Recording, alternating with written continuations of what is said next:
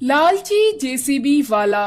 देवलपुर नामक नगर में बंटी नाम का एक आदमी रहता था। बंटी ने जिद करके अपने ससुराल वालों से एक जेसीबी दहेज में मांगी। जेसीबी दहेज में पाकर बंटी बड़ा खुश हुआ। पूरे नगर में सिर्फ बंटी के ही पास जेसीबी थी। बंटी लोगों के घरों में मकान बनवाने, पत्थर उठवाने, सड़क बनवाने का काम करने लगा। बंटी काम के हिसाब से लोगों से पैसे लेता था। एक बार बंटी के ससुर ने बंटी से अपने घर के पास पड़े बड़े बड़े पत्थरों को उठवाने के लिए कहा। बंटी ने बोला, पूरे 1500 रुपए लूंगा पत्थर उठवाने के। बंटी की बीवी बंटी से बोली, क्या जी, अपनों से भी कोई पैसे लेता है क्या? वो जेसीबी उन्होंने ही तुमको दी है लाके, और तुम उनसे ही पैसे लोगे काम करवाने के? बंटी बोला, अरे उन्होंने जेसीबी दी है तो क्या मैं फ्री में काम करूंगा? अब वो जेसीबी मेरी है, मेरी मर्जी, मैं किसी से कितने भी पैसे लूं, तुम्हें क्या? बंटी की बीवी बोली, इस आदमी से तो बोलना ही बेकार है। पूरे नगर में बस इसकी ही जेसीबी है, इसका बड़ा ही घमंड हो गया है इसको। पूरे नगर में सिर्फ बंटी के ही पास जेसीबी होने की वजह से बंटी अब लालची भी हो गया था। बंटी के पास लोग अक्सर काम करवाने के लिए आते रहते थे। बंटी को अब घमंड होने लगा था। अब वो लोगों से समय के हिसाब से पैसे लेता, ना कि काम करने के हिसाब से। इस तरह वो लोगों से ज्यादा पैसे ऐंठने लगा। कभी डीजल, कभी ड्राइवर का भाड़ा, और जाने किस किस नाम पर वो लोगों से पैसे ऐंठता था। एक बार एक आदमी बंटी के पास आया और बोला, जमीन खुदवाने का काम करवाना है बंटी। बंटी बोला, दिन भर तो मैं बिजी हूँ, मैं रात को तुम्हारी जमीन का काम कर दूंगा, 1 घंटे के 500 रुपए लगेंगे। वो आदमी बोला, अरे बंटी, पर ये तो बहुत ज्यादा है।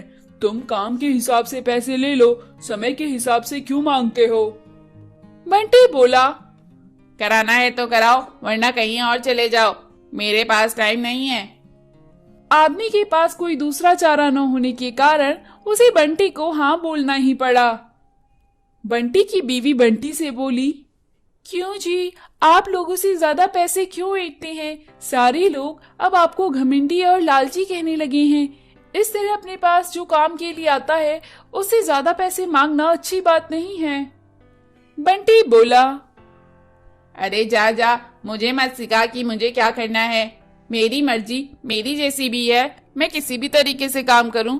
जो लोग मुझे लालची और घमंडी कहते हैं, उन्हें जाकर बोलो खुद ही जाके अपने पत्थर तोड़े, तब पता चलेगा कि कितना काम करना पड़ता है जेसीबी से। बंटी रात को जेसीबी लेकर उस आदमी के पत्थर तोड़ने के लिए चला गया। पूरी रात वो जेसीबी बंद करके सोया और सुबह आदमी के आने पर बोला, रात भर जेसीबी चला है, पूरे 8 घंटे काम हुआ है। वो आदमी बोला, अरे पर ये क्या, यहाँ तो सारी जमीन वैसी ही है जैसी रात को थी, तुमने क्या काम किया? बंटी बोला, इस जमीन के पत्थर इतने सख्त हैं कि उसे घिसते घिसते जेसीबी रात भर थक गई है। अब मैं उसे तुरंत तोड़ दूंगा, मैंने उसे रात भर घिसा है जेसीबी से। अगर तुमने मुझे अभी पैसे नहीं दिए तो मैं ये काम अधूरा छोड़ के यहीं चला जाऊंगा, और फिर करवाते रहना किसी से। वो आदमी काम अधूरा छोड़ के जाने की डर से बंटी को पैसे दे दिया। इस तरह बंटी लोगों को जेसीबी से बेवकूफ बनाने लगा। बंटी की बीवी बंटी को कितना समझाती थी, लेकिन बंटी नहीं मानता था। एक बार कुछ आदमी बंटी के पास आए और बोले, अरे एक जगह की दीवार तोड़नी है, 1 घंटे के 50,000 रुपए मिलेंगे। बंटी बोला, ठीक है, चलो अभी चल के तोड़ते हैं। लेकिन वो आदमी बोला, नहीं, रात को हम अपने कुछ लोगों के साथ आएंगे, तभी जाकर दीवार तोड़नी है। ये लो 40,000 रुपए एडवांस, बाकी के पैसे बाद में मिलेंगे। बंटी पैसे लेकर बड़ा खुश हुआ। बंटी की बीवी बोली, सुनो जी, मुझे तो कुछ गड़बड़ लगती है। एक दीवार तोड़ने के कोई 50,000 रुपए देता है क्या? बंटी बोला, अरे जेसीबी से कोई क्या गलत काम करेगा? तुम भी ना, मेरी तरक्की देखकर तुम जलती हो। मुझे काम में ज्यादा पैसे मिलते हैं और तुम्हारा भाई कुछ नहीं कमाता, तो इसलिए तुम मुझसे जलती हो।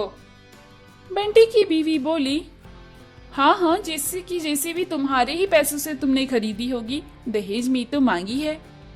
बंटी बोला, क्या बड़बड़ा रही हो, जाके पानी लेकर आओ। रात होने पर बंटी उन आदमियों के साथ दीवार तोड़ने के लिए जेसीबी लेकर निकल पड़ा। उन आदमियों ने नकाब पहन लिए। बंटी को लगा दीवार तोड़ने पर जो धूल उड़ेगी उससे बचने के लिए उन्होंने नकाब पहने हैं। बंटी ने दीवार तोड़ दी। दीवार तोड़ने के बाद वो लोग अंदर से पेटियां भर भर के बाहर लेकर आने लगे और उन्हें एक ट्रक में रखने लगे। बंटी सोच ही रहा था, ये तो कुछ गलत काम कर रहे हैं लगता है। तभी वहाँ पुलिस आ गई और पुलिस ने उन चोरों के साथ बंटी को भी पकड़ लिया। पुलिस वाला बोला, अच्छा, तो तुम इन चोरों के साथ दीवार तोड़ने का काम करते थे। इनके गिरोह को तो हम कब से ढूंढ रहे हैं और तुम भी इनके गिरोह में शामिल हो। चलो, अब तुम सब जेल की हवा खाओगे। पुलिस ने उन चोरों के साथ बंटी को भी जेल में डाल दिया। जेल में बंटी की बीवी बंटी से मिलने आई और बोली, देख लिया जी, लालच का नतीजा। मैं न कहती थी वो कुछ गलत काम करने को कह रहे होंगे। बंटी बोला, अरे अब मुझे माफ कर दो, मैं आगे से ऐसे काम नहीं करूँगा, ना ही किसी को ठगूंगा। मुझे यहाँ से बाहर निकालो। बंटी की बीवी बोली, हाँ हाँ, पिताजी ने वकील से बात करी है, तुम यहाँ से जल्द ही रिहा हो जाओगे। तो दोस्तों, हमें कभी भी धोखाधड़ी नहीं करनी चाहिए, ईमानदारी से अपना काम करना चाहिए। लालची हेलमेट वाला। गरीपुर नामक गांव में आज से ही टू व्हीलर वालों के लिए हेलमेट कंपलसरी कर दिया था। अभिषेक ने जब रेडियो पर ये सुना तो मौका देखकर उसने हेलमेट बेचने की एक शॉप खोलनी चाहिए। उसने गांव में ही एक हेलमेट की शॉप खोल दी, पर कोई भी उसकी दुकान पर हेलमेट लेने नहीं आता था। इक्का दुक्का ग्राहक जो उसकी दुकान पर आते, अभिषेक उनसे कहता, अरे भाई, हेलमेट अब जरूरी कर दिया है। गांव वाले हेलमेट क्यों नहीं पहनते? ये सब उनकी सेफ्टी के लिए ही है। एक्सीडेंट में जान का खतरा से बचे रहना होता है, उसके लिए हेलमेट बहुत जरूरी है। एक ग्राहक ने उसे बताया, क्या बताएं, पुलिस वालों के डंडे के बिना कोई भी कानून लागू नहीं होता। हमारे वहाँ पुलिस अधिकारी बेफिक्र बैठे रहते हैं तो लोग भी लापरवाही बरतते हैं और हेलमेट नहीं पहनते। अभिषेक बोला, हाँ, तुम ठीक कहते हो। कुछ सोचकर अभिषेक अगले दिन पुलिस स्टेशन गया। वहाँ जाकर उसने पुलिस से कहा, हमारे गांव में कोई भी ट्रैफिक नियमों का पालन नहीं करता, हेलमेट तो कोई भी नहीं पहनता, आप आकर चेक करें। अगले ही दिन पुलिस वालों ने 2 पुलिस वाले चौक पर खड़े कर दिए और चालान काटने लगी।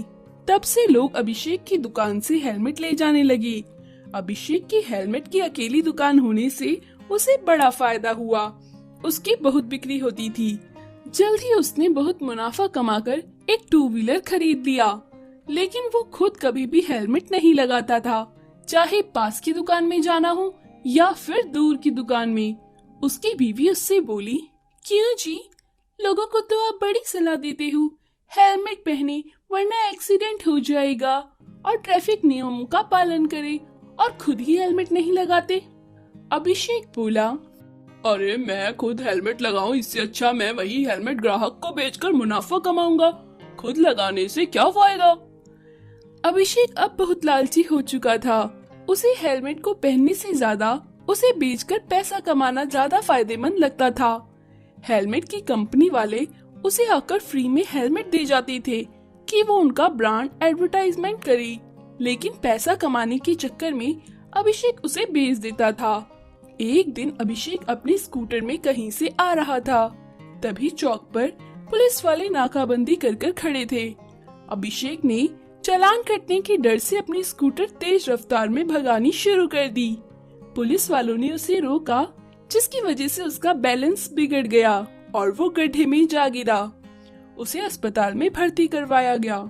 डॉक्टर ने बताया, उसके सर पर गहरी चोट आई है, हेलमेट ना पहनने की वजह से घाव ज्यादा गहरा है, भरने में समय लगेगा। कुछ महीने बाद जब अभिषेक ठीक हो गया तो वो हेलमेट पहनने लगा। अब वो चाहे पास की दुकान में जाना हो या दूर की, हेलमेट जरूर लगाता था। वो टू व्हीलर के पीछे बैठे होने पर भी हेलमेट लगाता था।